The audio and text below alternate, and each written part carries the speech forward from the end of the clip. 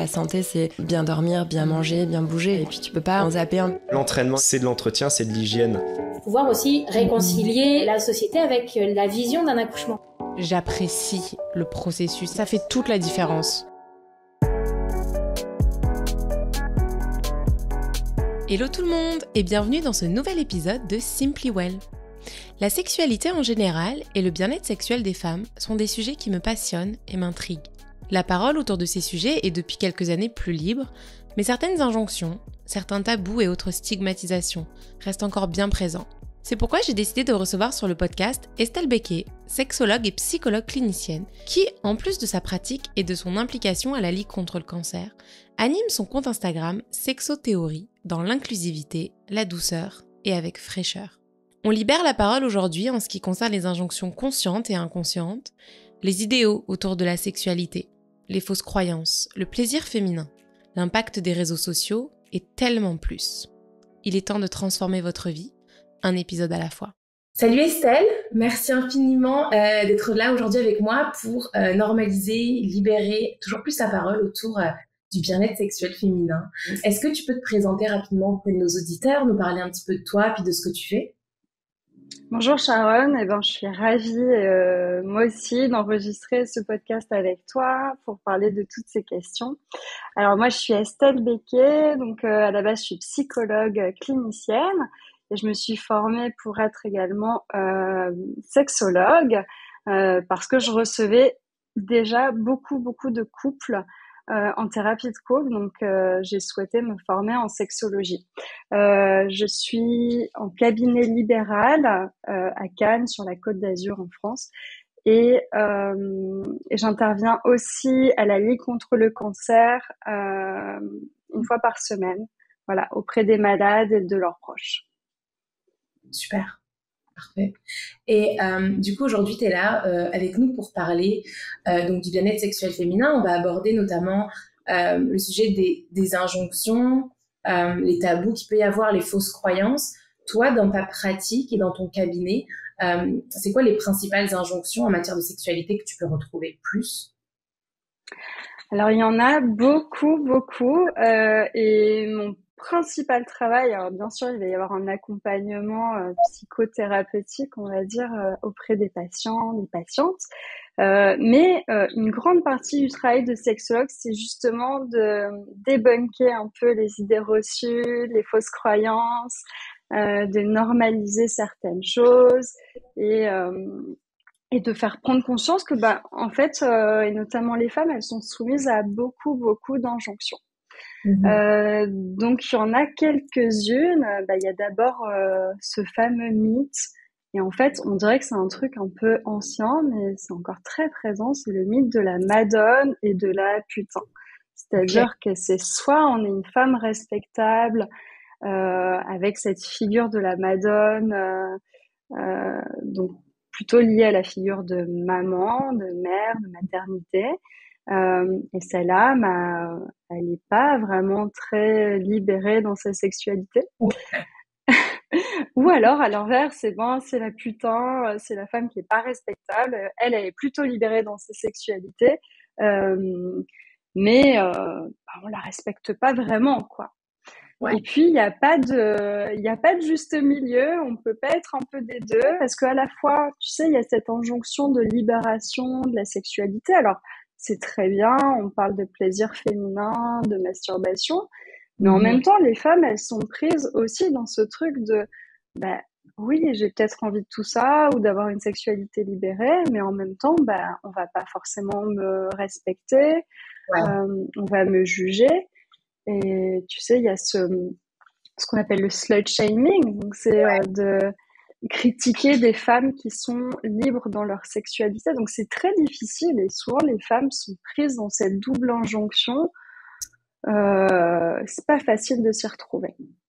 Ouais, mais du coup toi, les femmes qui viennent avec ce paradoxe-là, en fait, est-ce que c'est parce qu'elles n'arrivent pas à sortir de ce schéma de madone et qu'elles aimeraient un petit peu plus se libérer ? Ouais, est-ce qu'elles ont peur en fait d'assumer cette part-là de leur sexualité ? Alors, ça peut l'être. En fait, c'est pas si conscient. C'est vrai que je parle de cette double injonction. C'est pas si conscient pour les femmes. Parfois, en fait, elles ont été aussi éduquées dans cette idée-là, et donc se sont jamais vraiment intéressées à leur plaisir. Elles se sont toujours dit, bah oui, la sexualité c'est plutôt pour les hommes, alors dans des relations hétérosexuelles, et donc bah je dois faire plaisir à mon mari, ou je dois avoir des rapports sexuels parce que on est en couple ou on est marié, et c'est normal, et sans jamais se poser la question, mais est-ce que j'en ai envie, et de quoi j'ai envie, qu'est-ce qui me fait plaisir. Donc tu vois, c'est un truc un peu subtil. Il y a beaucoup de femmes qui n'ont jamais aussi développé leur imaginaire érotique.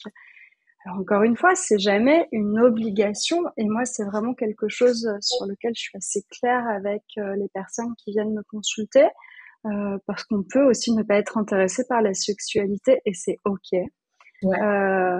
Mais souvent c'est un peu plus subtil, c'est j'aimerais bien mais je sens que j'ai des blocages, j'ai des limitations, et bien souvent elles sont prises là-dedans en fait. Donc déjà d'en prendre conscience, ça aide beaucoup. Ouais, ok. Et est-ce que, je sais pas si c'est quelque chose que tu vois beaucoup dans ta pratique, mais le mythe un petit peu autour de l'orgasme, c'est-à-dire l'orgasme vaginal versus clitoridien, est-ce que c'est quelque chose qui revient beaucoup?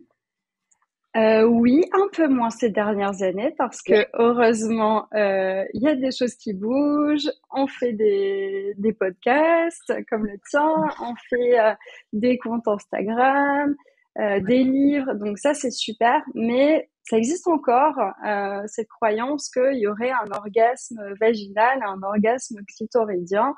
Ce qu'il faut, l'organe vraiment dédié au plaisir, c'est le clitoris. Après, il peut être stimulé de façon externe ou interne. Donc, souvent, tu vois, en cabinet, j'ai un petit clitoris 3D, donc je montre comment il va se placer. Et ça, c'est très important. On sait que c'est depuis peu, le clitoris est depuis peu dans les manuels scolaires. Il était jamais représenté parce que on représentait que les organes reproducteurs. Et en fait, c'est questionnant quand même, parce que le clitoris, à part à nous donner du plaisir, bah, il sert pas à grand chose. C'est ça, exact. Ouais. Donc ça pose plein de questions. Après, sur l'orgasme en lui-même, il y a aussi des scripts qui sont un peu ancrés dans la tête des gens. Sur un rapport sexuel, comme quoi bah, ça commence par un peu de tendresse, on se rapproche, et puis après il y a des préliminaires. J'aime pas trop ce mot-là, je vais expliquer pourquoi. Et puis après il y a la pénétration, comme si on pouvait pas faire autre chose que la pénétration dans un rapport sexuel, hétérosexuel en tout cas. Et puis enfin ça doit se terminer par l'orgasme. Et pour le coup, j'ai pas mal de femmes qui viennent me voir parce qu'elles ont du mal à atteindre l'orgasme. Et l'idée déjà, c'est de déconstruire tout ça. En fait, il y a pas d'obligation d'avoir un orgasme. On peut prendre beaucoup de plaisir sans avoir un orgasme. Cette histoire de préliminaire, dans le mot, on entend que c'est avant quelque chose d'important, alors que c'est juste du sexe non pénétratif et c'est de la sexualité quand même. Donc ça peut être après, pendant, avant, juste ça. Donc on déconstruit un petit peu toutes ces croyances qui sont perpétrées par plein de choses, par l'éducation sexuelle, par les films, que ce soit les films classiques comme le porno. Donc beaucoup d'explications par rapport à ça. Et alors moi j'avais une question, tu vas me dire, mais l'orgasme simultané qu'on voit tellement dans les films et qui est genre représenté comme quelque chose déjà de tellement facile, et ben je trouve que ça ajoute une pression de pourquoi j'y arrive pas et pourquoi chez nous ça marche pas, etc. Est-ce que ça existe? Est-ce que ça marche? Comment ça se passe? Je suis entièrement d'accord avec toi, Sharon. C'est un truc qu'on entend tout le temps. Et puis les gens sont assez fiers de dire, en plus, avant, on arrivait même à jouer en même temps. Sincèrement, c'est certainement un coup de chance si vous arrivez à avoir un orgasme simultané, sachant que j'aime pas trop les chiffres parce que c'est important de s'en détacher, mais il y a des moyennes qui ont été faites et pour une femme, en général, ça prend 2 à 3 fois plus longtemps que pour un homme d'atteindre l'orgasme. Donc déjà, ça c'est une donnée qui montre que ça va peut-être un petit peu compliqué et que, en tout cas, avec la seule pénétration, ça va peut-être être compliqué d'atteindre l'orgasme pour une femme. Et un rapport est pas moins beau si on jouit pas en même temps. C'est pas moins beau si on se parle pas. Ça aussi, c'est un gros mythe. Comme il faudrait pas expliquer, guider l'autre, parler. Ça casse tout. Ça, c'est des choses que j'entends très souvent. Donc oui, pour moi, c'est un gros mythe. Effectivement, il peut y avoir une symbolique jolie de jouer en même temps, mais c'est pas du tout une obligation. C'est ok si ça se passe différemment. Ouais, ça rend pas forcément le rapport moins intense et moins passionnel et genre moins beau, comme tu dis. Ouais. Bien sûr. Ouais. Et du coup, au niveau des tabous, est-ce qu'il y a des tabous qui reviennent le plus, des choses qui ont du mal à sortir ou du mal à déconstruire? Oui, alors chez les femmes, il y a encore, pour beaucoup de femmes, c'est compliqué de parler de masturbation. Même si, encore une fois, la parole se libère à cet endroit. Attention, parce que finalement, cette parole libérée, ça peut amener aussi une injonction à la masturbation, alors qu'il y a certaines femmes qui se voient pas du tout faire ça, ou qui n'ont jamais fait, et qui se mettent la pression, qui disent peut-être je suis pas normale. Donc effectivement, il y a ces tabous-là, il y a des tabous, on va dire, plutôt anatomiques, de comment je suis faite, et notamment au niveau des formes de vulve différentes. Là, mon travail, ça consiste à beaucoup rassurer, expliquer qu'il y a plein de vulves différentes, et ça, malheureusement, le porno a fait pas beaucoup de mal là-dessus. Déjà, les femmes, elles se prennent beaucoup d'injonctions au niveau du corps, des injonctions au corps parfait, sans graisse, etc. Mais en plus, elles s'en prennent aussi sur leurs organes génitaux. Il y a tous les tabous qui vont être liés au fantasme, à l'imaginaire érotique. Et parfois, il y a des fantasmes qui peuvent être très difficilement assumables. Donc ça, ouais, ce sont des choses qui sont souvent très, très tabous. C'est comme s'il y avait une certaine pudeur autour de l'acte et de tout ce que ça peut englober, alors que c'est justement censé être quelque chose de très intime, pas très intime, mais genre très libéré. On est tellement bombardé par tous les aspects extérieurs que genre ça nous bloque complètement, on s'empêche. Oui, puis le fait que la parole se libère, c'est très bien, mais comme je disais, ça amène d'autres injonctions et il y a une espèce un standard, quoi. Ouais. Et dès qu'on va s'écarter un petit peu de la norme, je sais pas, pour une femme, la norme serait peut-être d'être attirée par un homme musclé dans les standards de beauté. Si on est attiré, par exemple, par une femme alors qu'on est hétéro, ou par des pratiques un petit peu différentes, comme le BDSM, comme la soumission, ou à l'inverse, par la domination. C'est un exemple parmi d'autres. Ça va être difficile, on va culpabiliser, on va se trouver anormal. Donc, c'est important aussi de vraiment normaliser ces fantasmes-là. Ce qui me semble important de rappeler, c'est que s'il y a bien un domaine où il peut se passer plein de choses, c'est la sexualité. C'est ça qui est super. C'est qu'en fait, je peux être qui je veux pendant l'acte sexuel ou même dans ma tête. Et c'est pas parce que j'aime la soumission que ça veut dire que je suis une femme qui se soumet aux hommes. Ouais. Donc... Ouais, mais j'aime beaucoup le mot que tu as choisi, vraiment le standard. C'est vrai qu'il y a un standard. C'est-à-dire qu'il y a tu rentres dans une case sexuelle normale, entre guillemets, ça va. Est-ce que du coup, c'est vraiment ces dernières années, les réseaux sociaux, les médias sociaux ont énormément pris de place dans nos vies. Est-ce que toi, tu as vu vraiment une influence accroître sur les fausses croyances, sur les injonctions encore plus qu'avant sur la sexualité féminine? Est-ce que tu retrouves un impact assez important?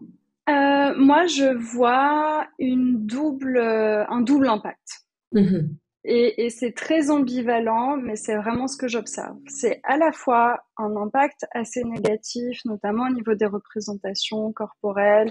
Les filtres font énormément de mal dans ce truc de la femme parfaite qui est performante dans tout, dans sa maternité, dans son couple. Et oui, Instagram, c'est une vitrine, donc on montre que ce qu'il y a de beau, mais la réalité, c'est plus difficile. Et forcément, ça peut mettre un peu de pression au niveau de la sexualité.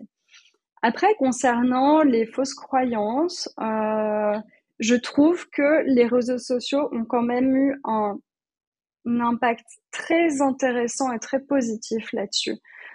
Parce qu'il y a des comptes de qualité. Après, il faut faire attention parce qu'il y a souvent aussi une démarche commerciale. Donc, il faut faire attention à faire le tri dans les informations. Mais en tout cas, il y a beaucoup de choses qui ont évolué là-dessus, justement sur la libération de la parole, sur le consentement. Les réseaux sociaux, d'ailleurs, le mouvement MeToo est apparu, c'est un hashtag, est apparu sur les réseaux sociaux. Donc, il y a beaucoup de choses qui évoluent dans ce sens-là. Donc, à ce niveau-là, il y a des effets très, très positifs. Ouais. D'ailleurs, il y a ton compte Instagram, Sexothéorie. Merci. C'est vraiment super, super intéressant. Plein d'informations, mine d'informations. Il est coloré, il est frais. Genre, ça amène l'information d'une façon qui est top.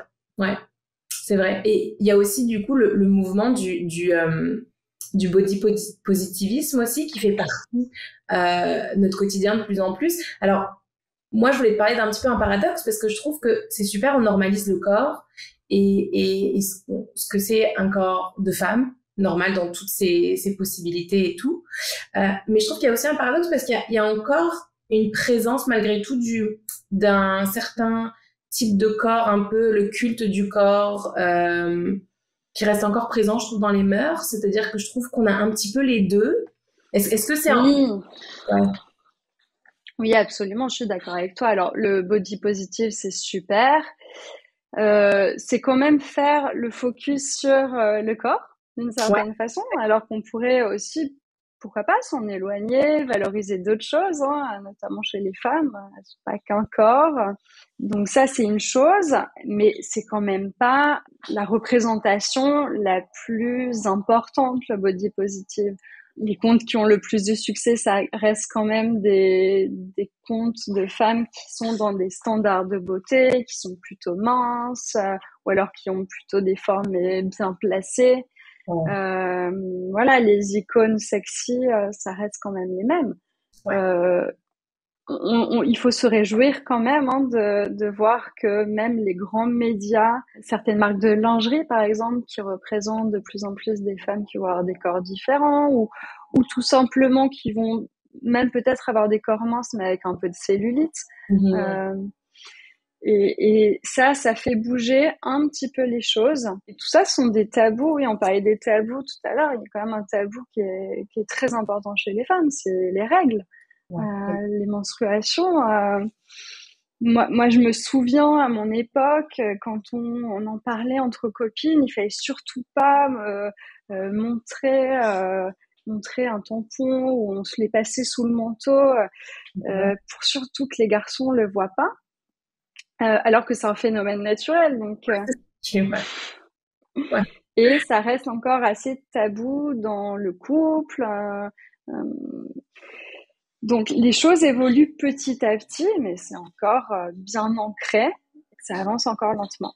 Ouais, mais bon, ça avance et c'est vrai que c'est des mouvements qui sont tellement récents aussi que ça demande du temps, mais c'est vrai que ça fait plaisir quand même de voir que ça avance. Ouais, puis d'en parler aussi ensemble comme ça, je trouve que ça aide à ouvrir justement la discussion. Ouais.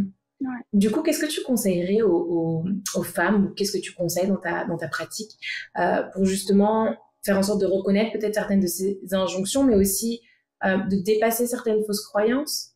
Eh bien, déjà, je vais leur conseiller d'en prendre conscience et d'être conscientes qu'elles sont elles-mêmes prises là-dedans. Et c'est difficile d'assumer ça, parce que même en se sentant assez libérée ou assez déconstruite sur certains aspects, on peut se rendre compte qu'on est toutes victimes de certaines injonctions. Donc c'est important de dépasser ça, de se dire en fait je suis pas plus forte qu'une autre et voilà, moi-même je suis prise dans un système qui est fait comme ça. Et par rapport à la sexualité, c'est de se recentrer sur elle, ce qu'elle voudrait vraiment. Et souvent les femmes se posent pas la question. Les femmes, on éduque encore les petites filles, les choses bougent encore, mais à être au service des autres, donc être plutôt au service de leur partenaire. Et elles pensent peu à ce qu'elles aiment, ce qu'elles voudraient, comment elles voudraient, et souvent elles vont se calquer au rythme de leur partenaire. On parlait du script sexuel. Eh bien, pour énormément de personnes, le rapport sexuel se termine au moment de l'éjaculation de monsieur. Alors que madame n'a peut-être pas été jusqu'au bout, qu'elle aurait aimé continuer. Donc, se poser la question, qu'est-ce que je voudrais vraiment dans un rapport sexuel de mes rêves, ce serait comment Et du coup, d'essayer d'appliquer, de guider l'autre. Se demander... c'est ça, parce qu'après, on peut se poser la question un petit peu d'identité. Quand on a toutes ces injonctions, tout ça, peut-être qu'on ne sait plus aussi. Elle ne sait plus vraiment où se placer. C'est même pas qu'elle sait plus, c'est qu'elle a jamais su. Aussi. Et c'est qu'elle s'est toujours définie par rapport à ce qu'on lui... par rapport au désir des autres ou ce qu'on lui disait de ce que c'était un rapport sexuel, alors que la sexualité, c'est, j'ai envie de dire, deux personnes qui ont envie de se rapprocher, mais ça peut être tout simplement des caresses, ça peut être juste de la sensualité, et on peut considérer ça comme de la sexualité finalement. Peut-être qu'elle veut que ça, ou peut-être qu'elle voudrait plus, ou peut-être qu'elle aurait des envies bien plus intenses, mais qu'elle n'ose pas les communiquer à son ou à sa partenaire parce qu'il y a cette notion de madone et putain dont on parlait tout à l'heure. Et voilà, qu'est-ce qu'elle va penser de moi, qu'est-ce qu'il va penser de moi. Donc la communication, effectivement, ça me semble important, mais déjà c'est assumer ses propres désirs, ses propres envies, essayer, et puis on peut aussi essayer des choses et ça marche pas et c'est pas grave. Tout à fait. Du coup, comment est-ce que tu définirais, toi, la différence entre le plaisir et le désir ? Alors, c'est important ce que tu me dis parce que y a beaucoup de personnes qui peuvent confondre les deux. Et j'ai même envie d'ajouter le mot excitation. Parfait. Super. Donc le désir, ça va être une tension vers quelque chose. On a une envie qui va être soit interne, donc il y a le désir qui est intrinsèque, soit provoqué par quelque chose. Et souvent, ça va être un petit peu les deux. Donc le désir, c'est principalement d'ordre cérébral. Et tu sais, il y a 3 grandes dimensions dans le désir. Ça va être une dimension qui est biologique, donc qui est plutôt hormonale. Et on sait que les femmes, elles fonctionnent beaucoup avec des fluctuations d'hormones. Mais il y a aussi toute une partie qui est psychologique. Et là, pour le coup, s'il y a des traumas ou si tout simplement on est fatigué, on a eu une journée difficile, ça va impacter. Mais il y a aussi l'imaginaire érotique. Donc ça, c'est important, qui va nourrir un petit peu le désir. Et il y a une dimension qui est relationnelle. Et qui va aussi impacter le désir, en négatif comme en positif, bien sûr. Donc ça, c'est le désir, c'est plutôt d'ordre cérébral.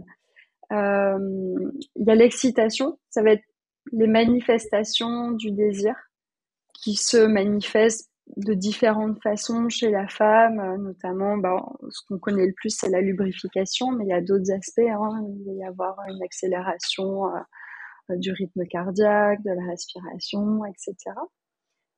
Et ça, on peut le ressentir consciemment, mais parfois on est un peu déconnecté aussi de ces sensations. Et puis on peut avoir beaucoup de désir et ça marche pas trop, l'excitation. Ça arrive. Et puis parfois, dans certains cas, même un peu traumatiques, il peut y avoir une excitation qui est un peu réflexe, mais sans qu'on ait vraiment de désir. Il y a le plaisir, c'est ce que tu vas ressentir dans ton corps, cette sensation agréable. il y a plusieurs niveaux de plaisir, hein. On peut voir un peu ça comme une courbe et on imaginerait que l'orgasme, c'est le summum du plaisir. Mais encore une fois, cet orgasme, il n'est pas obligatoire. Et l'idée, en tout cas, en général, le rapport sexuel, il est recherché pour ressentir du plaisir. Ok, donc ce serait pour toi les 3 étapes, entre guillemets, ce serait donc désir, excitation et plaisir. Donc pour toi, ce serait quoi les principaux facteurs en fait qui influencent d'abord le désir et ensuite le plaisir aussi? Comme tu sais, il y a la disponibilité physique, la disponibilité émotionnelle, mentale, c'est-à-dire comme tu as dit, le niveau de fatigue, de douleur, le stress. Est-ce qu'il y a d'autres choses? Il y a plein de choses, en fait. Il y a une multitude de choses, vraiment. Et c'est vraiment très, très important de comprendre ça parce que les gens viennent souvent me voir avec l'idée de trouver la raison pour laquelle elles n'ont pas de désir. Puisque c'est souvent un motif de consultation, hein, le fait d'avoir envie d'avoir du désir, mais de pas en avoir. Et en fait, il faut imaginer le désir comme une balance avec 2 plateaux. Il y aurait un plateau avec des éléments qui vont être inhibiteurs et des éléments qui vont être plutôt activateurs. Et c'est la somme de ces éléments qui va faire que ça va plutôt basculer du côté inhibition, j'ai pas de désir ou peu de désir sexuel, ou ça va plutôt peser du côté activation, j'ai du désir. Donc on peut pas incriminer un seul élément. Parce que sinon, ça voudrait dire, si on était que sur l'élément biologique, que une femme qui est ménopausée, elle n'a plus de désir. Ce qui est totalement faux. Parce que s'il y a d'autres éléments, comme avoir un imaginaire sexuel, érotique très développé, si on est bien dans sa relation, finalement, ça va compenser. Donc, ça va compenser dans le côté positif. Donc, l'idée, c'est d'identifier ce qui, chez soi, va être plutôt un activateur, plutôt un inhibiteur. Et ça, il y a rien d'universel, même si on sait effectivement, quand on est fatigué, quand on est stressé, ça a plutôt tendance à inhiber. Quand on est reposé, à l'inverse, quand on se sent détendu, ça va plutôt aller du côté activation. Si ça se passe bien dans le couple, si y a une bonne connexion émotionnelle avec son partenaire. Et c'est pas que au moment de l'acte, mais c'est si on arrive à avoir des temps de qualité ensemble, par exemple. D'ailleurs, j'appelle ça des préliminaires aussi pour le coup. D'avoir un bon moment ensemble où on a pu discuter. En fait, ça c'est plutôt un activateur. Mais s'il y a que des disputes dans le couple, ça va vraiment être un inhibiteur. Après, comme il n'y a rien d'universel, ça va être variable d'une femme à une autre. Donc, si je pouvais conseiller une femme qui se pose des questions sur son désir, c'est peut-être de dessiner cette balance avec un côté plus, un côté moins, et de se dire, voilà, qu'est-ce que je mets de quel côté et qu'est-ce qui prend le plus de poids et de quel côté ma balance bascule en fait. Ouais, et du coup, est-ce que ça fonctionne pareil chez les hommes? Ça fonctionne pareil, bien que les hommes produisent tout le temps de la testostérone, normalement, hein, s'il n'y a pas de déficit, sans fluctuation. Donc, ça va avoir peut-être moins d'impact. Et puis après, il y a toute la psychologie des hommes, mais qui est à mettre en rapport évidemment avec des constructions sociétales. Et tout ce que j'ai dit tout à l'heure, c'est en lien. Hein. Le fait qu'on a plutôt tendance à valoriser... Là, pour le coup, on valorise le désir chez un homme, sa sexualité, tandis que ça va plutôt être mal vu chez une femme, la sexualité libérée. Donc ça va influer forcément sur son désir. Tu nous parlais tout à l'heure de l'impact de la pornographie, que ce soit dans l'image de la femme ou dans son désir, dans son plaisir, etc. Toi, tu as écrit un mémoire à ce sujet. Est-ce que tu peux nous en parler un petit peu plus justement des résultats qui ont découlé de ce que tu as étudié, de ce que tu as vu?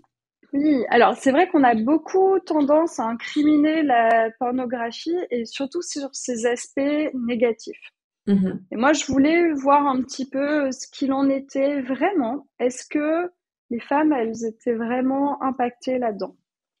Du coup, j'ai mené une grande recherche avec un panel assez large de femmes entre 18 et 66 ans, quelque chose comme ça. Et ce qu'il en ressortait, c'est que finalement, les femmes qui regardaient régulièrement de la pornographie avaient pas une moins bonne sexualité que les femmes qui n'en regardaient pas du tout.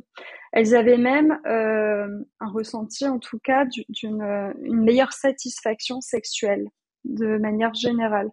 Donc, ça pouvait être étonnant, mais je pense que c'est lié au fait que il y avait un imaginaire érotique un peu plus développé, peut-être une place plus importante à la sexualité.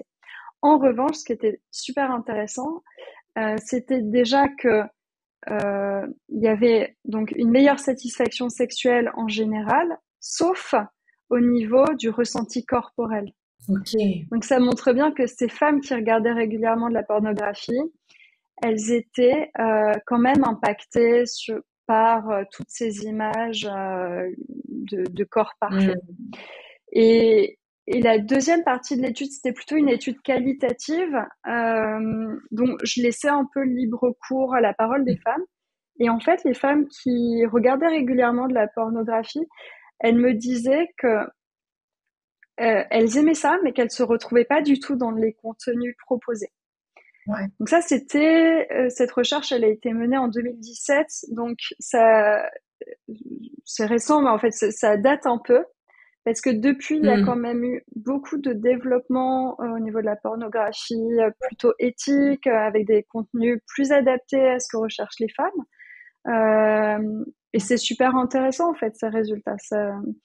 Ça montre que, voilà, on peut avoir beaucoup de pensées sur le porno, etc. Et je pense qu'il y a beaucoup de choses à redire, de toute façon. Mais les femmes qui en regardent, elles vont pas si mal. Ouais, c'est ça, ouais. Mais parce qu'il y a un peu une vision, je pense encore une injonction que le porno c'est pour les hommes et pas forcément pour les femmes. Et que genre il y a un peu un sentiment de on n'a pas le droit d'en regarder en tant que femme, ou alors ça va être mal vu. Il y a un peu le concept de la madone un peu encore qui reste très présent à ce niveau-là. Complètement. Mais alors là, pour le coup, en plus c'est marrant parce que je suis en train de préparer une conférence là-dessus sur le porno. Et les chiffres, alors c'est Pornhub, donc c'est un gros site qui a sorti ces chiffres en 2022. En tout cas, en Europe, c'est à peu près pareil dans tous les pays d'Europe. Je sais qu'en France, un tiers des utilisateurs de Pornhub sont des femmes. Ok. Donc c'est quand même beaucoup plus que ce qu'on imagine. Il y avait une autre donnée qui est intéressante, c'est qu'en fait, beaucoup de porno gay, que ce soit deux hommes ensemble ou deux femmes, est visionné par des femmes. Okay. Donc c'est intéressant, je trouve. Après, à nous d'interpréter, mais qu'est-ce qui se passe? Est-ce que c'est que il y a quelque chose de différent qui va être une source d'excitation? Est-ce que la femme veut pas se retrouver dans quelque chose de dégradant aussi, comme on voit beaucoup dans le porno, avec une position plutôt basse par rapport à l'homme? Il y a quelque chose d'intéressant là-dedans, je trouve. Ouais, il y a peut-être aussi une curiosité d'autres choses, justement, de sortir un peu des standards. Complètement. Ouais. Et du coup, tu parlais de la représentation justement du corps de la femme dans le porno, que la femme ne se retrouvait pas spécialement avec les corps représentés. Justement, en quoi la connaissance justement de son corps, de son propre corps, peut influencer le plaisir sexuel féminin, influence cette libération justement de la femme?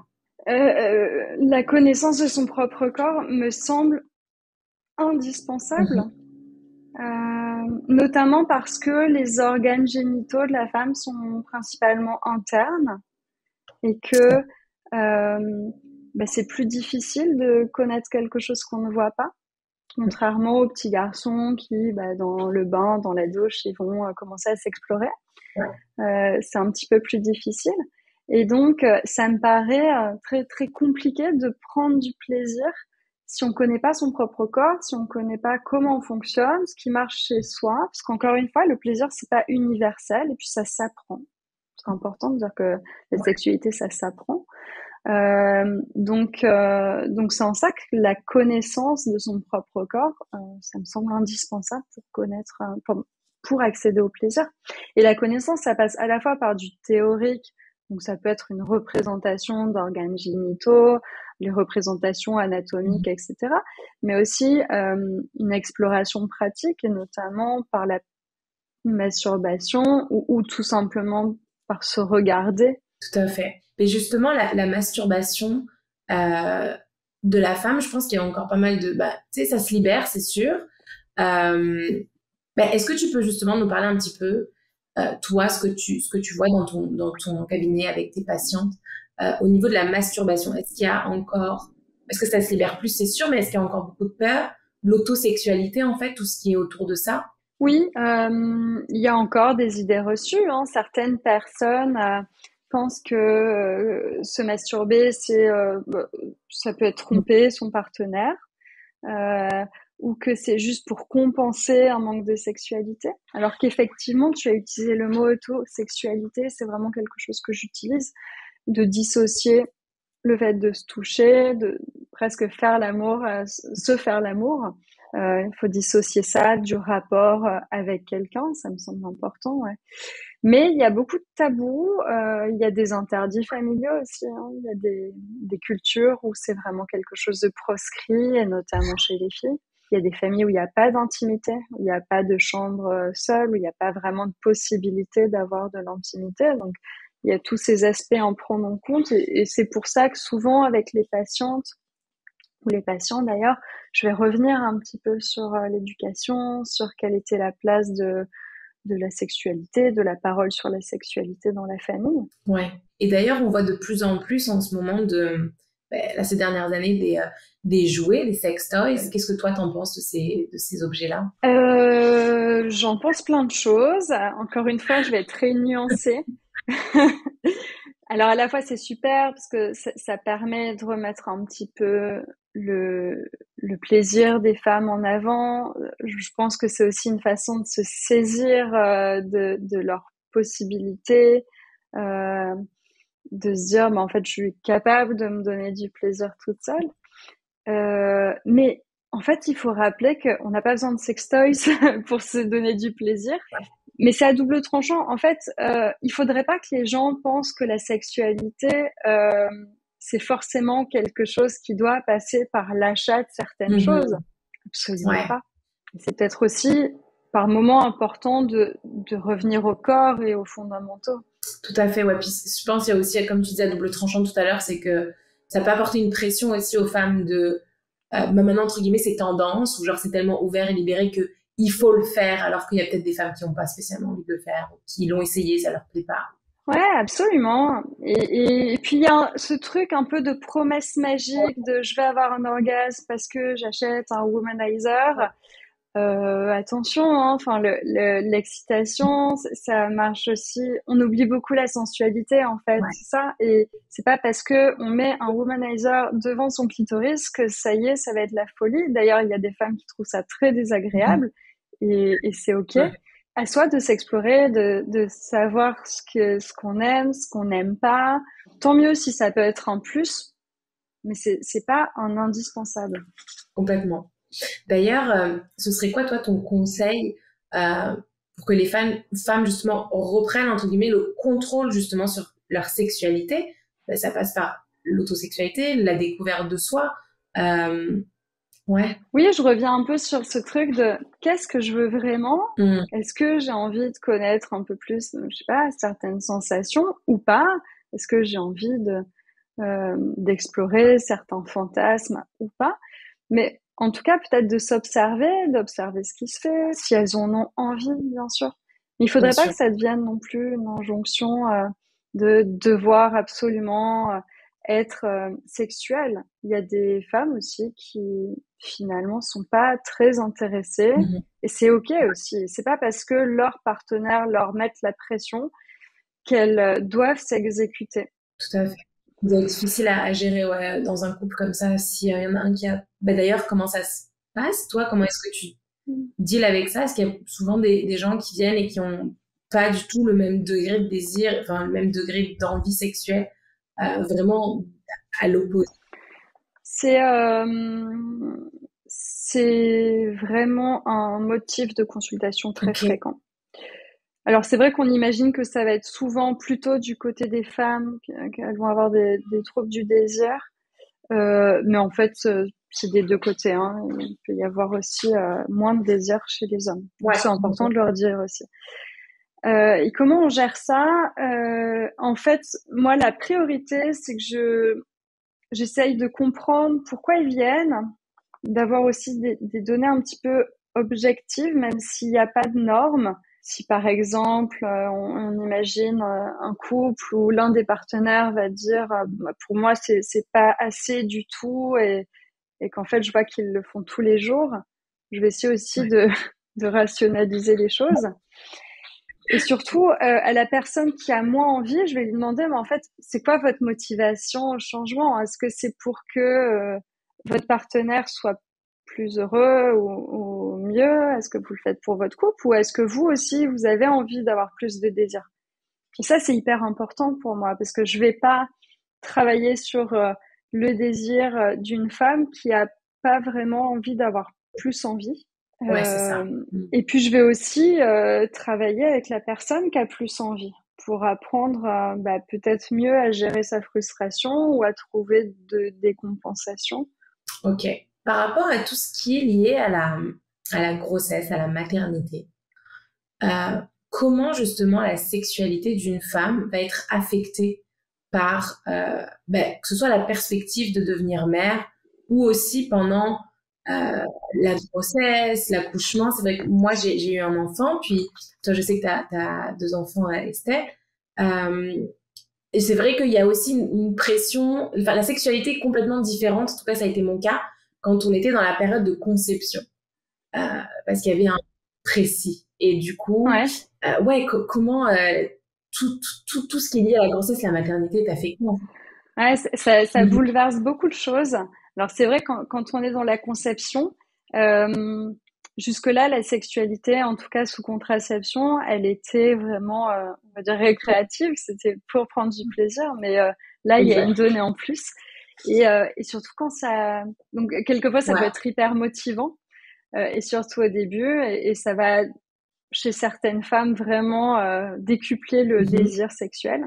Quand ça tarde à arriver, ça peut devenir un petit peu pressurisant. Il peut y avoir une sorte de focalisation là-dessus et le rapport devient presque juste procréateur.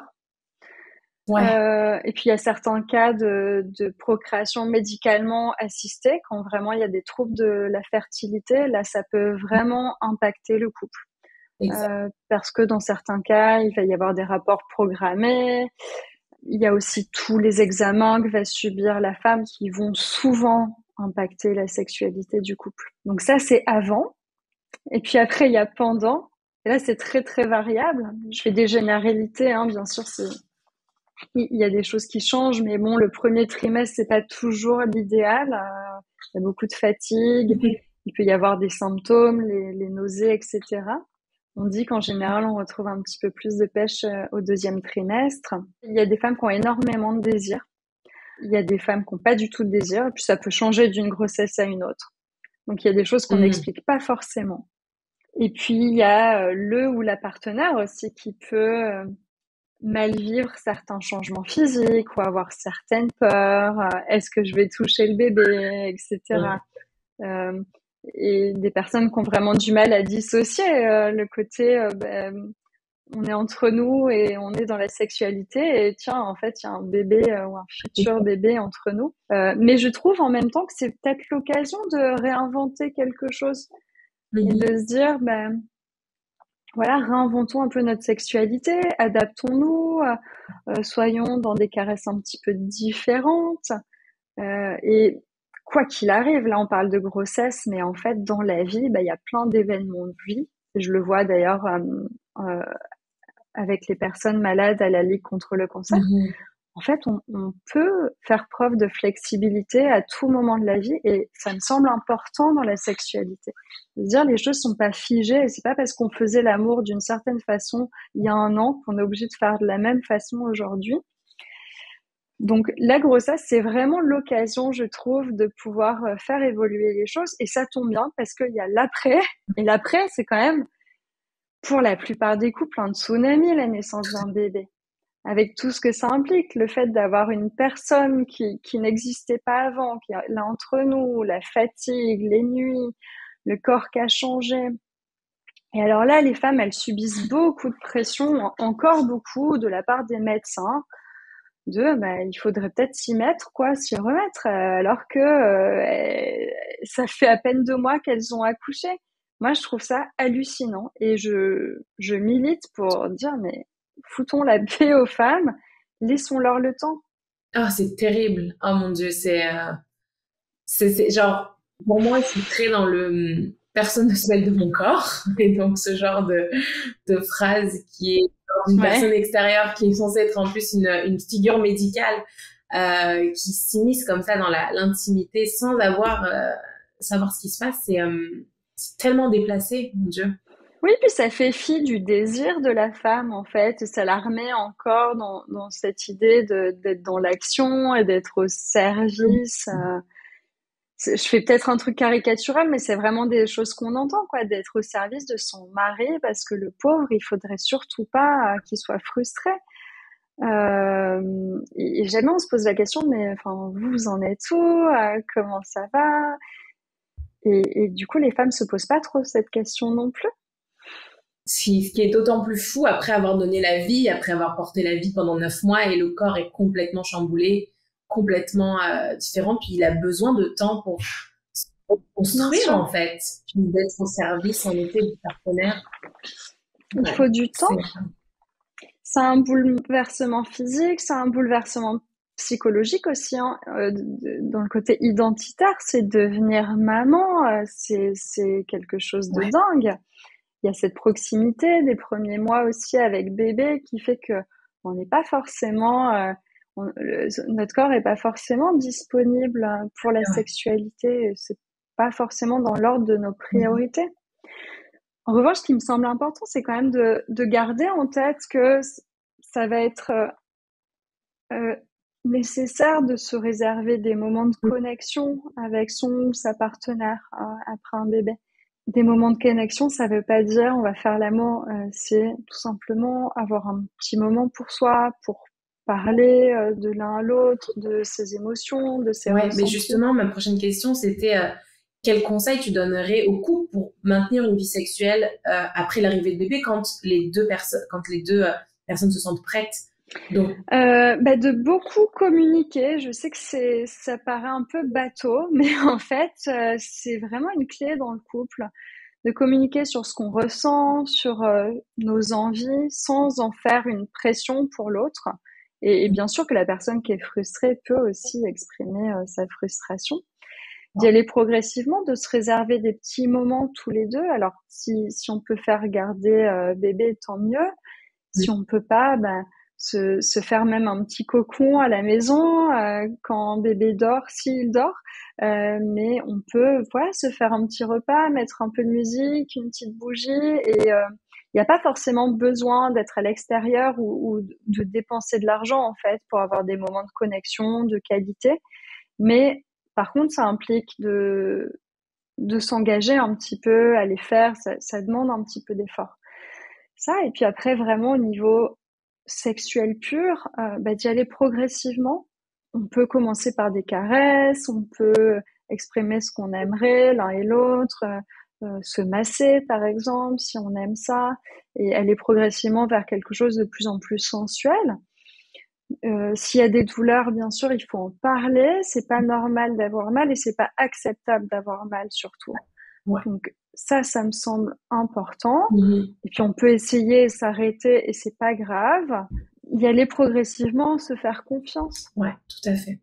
Et du coup, par rapport à l'éducation sexuelle, justement, Tu parlais tout à l'heure que maintenant, dans les livres, il y avait le clitoris qui était représenté dans les manuels.